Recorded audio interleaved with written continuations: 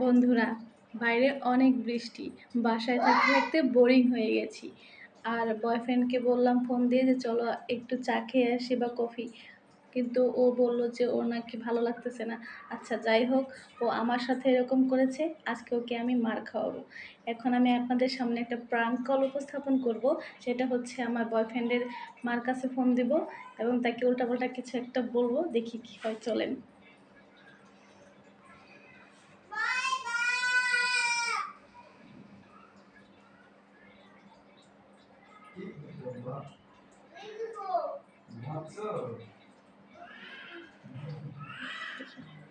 Call ঢুকে কিনা, ঢুকেছে।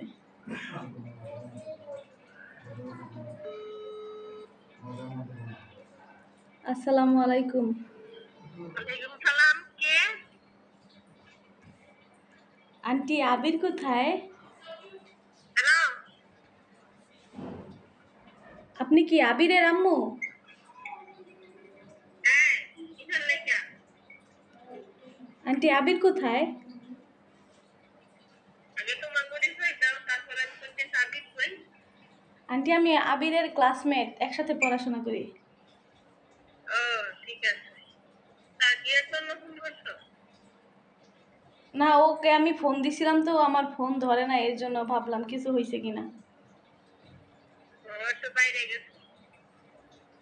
কিরকম মিশা কথা বলে! মাত্র আমি আবিরের সাথে কথা বলছি, ও ঘরেই আছে। ও আচ্ছা আন্টি, আপনার কাছে একটা সত্যি কথা বলি। কি কথা? আসলে আবির আমার, আমি আর আবির রিলেশনে আছি। আপনি যদি মেনে নিতেন, আমাদের বাসায় যদি প্রস্তাব পাঠাতেন। অসম্ভব। আমার ছেলেটা তুমি লেখাপড়া শেষ হয় না, তুমি কোথাও তো তার সাথে তোমার সম্পর্ক আছে। তোমার বাড়ি কই? তোমার বাপের নাম কি?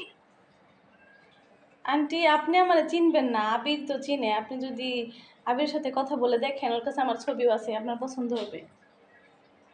আইসে লোক, তারপরে জানাবো। রাখো ফোন। আন্টি, আমি আপনার ছেলের বউ হইতে চাই আন্টি। এই তুমি ফোন রাখো। আন্টি আমার ফোন ছেলে কাটতেন না, আছে। আমার আরো কথা আছে আন্টি। আমার ছেলে আছে, চলো কথা বলে নি। তুমি ফোন কাটাও। আর কখনো ফোন দিবে না। এই মহিলা অনেক দরজাল মনে হইতেছে। যদি আমাকে রিলেশনটা টিকে যায় আর এই মহিলা যদি আমার শাশুড়ি হইয়া যায়, তাহলে এই মহিলার সাথে প্রত্যেকদিন জমিয়ে ঝগড়া করা যাবে। তো গাইস, প্রথম প্রথম প্রাঙ্ক কল করলাম, আল্লাহ জানে আজকে বয়ফ্রেন্ডের কপালে কি আছে। ভালো লেগে থাকলে অবশ্যই আমার চ্যানেলটিকে সাবস্ক্রাইব করে দিবে। আর এরকম নতুন নতুন ভিডিও পাওয়ার জন্য ধন্যবাদ সবাইকে, টাটা।